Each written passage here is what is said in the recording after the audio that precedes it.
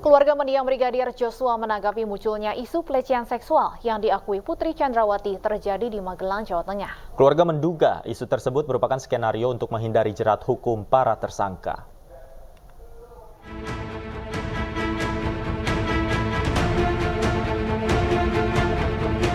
Isu dugaan pelecehan seksual terhadap Putri Chandrawati kembali mencuat setelah disuarakan oleh Komnas HAM. Dalam konferensi persnya, Komnas HAM menyebut adanya dugaan pelecehan seksual yang terjadi di Magelang, Jawa Tengah. Menanggapi adanya isu pelecehan seksual, keluarga mendiang Brigadir Joshua Huta Barat menduga isu tersebut merupakan skenario untuk menghindari jerat hukum para tersangka. Padahal Polri telah menghentikan pengusutan kasus dan memastikan tidak ada pelecehan seksual yang dilakukan Brigadir Joshua. Bahwasanya tidak ada di Duren 3, dialihkan lagi ke Magelang. Ini Komnas HAM perempuan ataupun Komnas HAM harus bijak menyikapi ini gitu. Kemarin juga surat sudah kami terima ya, surat pemberhentian penyidikan tentang kasus asusila, bahwasanya itu tidak ada dari tim Bareskrim. Ya, minggu-minggu ini muncul lagi itu. Nah, ada apa gitu kan, kita sebagai keluarga bertanya-tanya, ada apa antara PC dengan Komnas HAM perempuan? Tidak hanya itu, keluarga Brigadir Joshua mendesak kepada penyidik untuk segera menahan Putri Chandrawati yang telah menjadi tersangka. Dengan alasan kemanusiaan dan memiliki balita, bukan berarti Putri Chandrawati mendapat perlakuan istimewa dari polisi. Dari Muaro Jambi, Adrianus Susandra, iNews melaporkan. Seberapa kuat dugaan pelecehan seksual menjadi salah satu skenario dan kenapa kasusnya dihentikan polisi? Kami akan membahasnya bersama Reza Indragiri, psikolog forensik. Selamat sore, Pak Reza.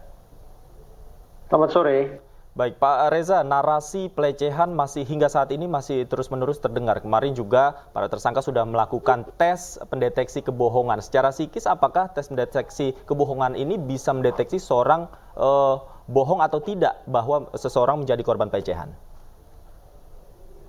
Kita bisa mengatakan apakah seseorang berbohong atau tidak setelah kita membandingkan antara perkataan dan kenyataan. Persoalannya adalah lie detector. Pak Reza.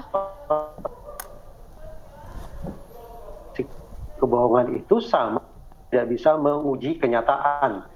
Lie detector sebatas mendeteksi adanya perubahan-perubahan fisiologis. Ya, silakan Pak Reza.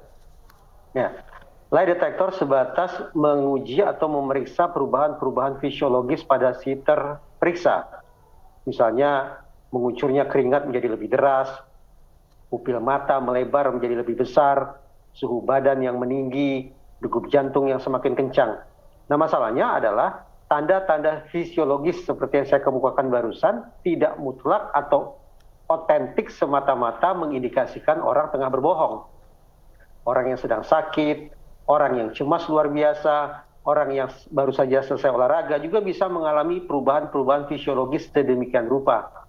Itu sebabnya sungguh-sungguh berlebihan apabila poligraf itu dianggap sebagai alat pendeteksi kebohongan. Baik, artinya walaupun nantinya Putri Sambo dipasangkan lie detector, ini tidak serta-merta bisa menjadi bukti kuat bahwa benar terjadi pelecehan seksual. Dua hal yang acap terjadi setelah lie detector digunakan adalah false negatif dan false positif. False negatif terjadi ketika seseorang berkata jujur, namun respon fisiologisnya justru tampak seolah-olah dia sedang berdusta. Sehingga kendati dia sudah berkata jujur, tapi memeriksa justru menafsirkan bahwa orang tersebut tengah berbohong lebih dikarenakan respon fisiologisnya yang menunjukkan tanda-tanda kegelisahan. Atau bisa pula terjadi false positif. Seseorang sesungguhnya sedang menyampaikan kebohongan, tapi karena dia memiliki kendali diri atau ketenangan.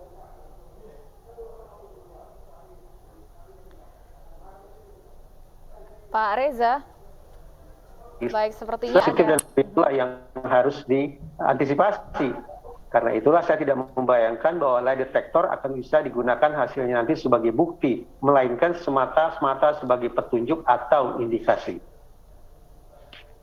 Baik, sepertinya ada kendala komunikasi, tapi kami sudah tangkap poinnya. Terima kasih Pak Reza Indragiri, psikolog forensik, sudah bergabung bersama kami di iNews Sore. Selamat sore Pak Reza.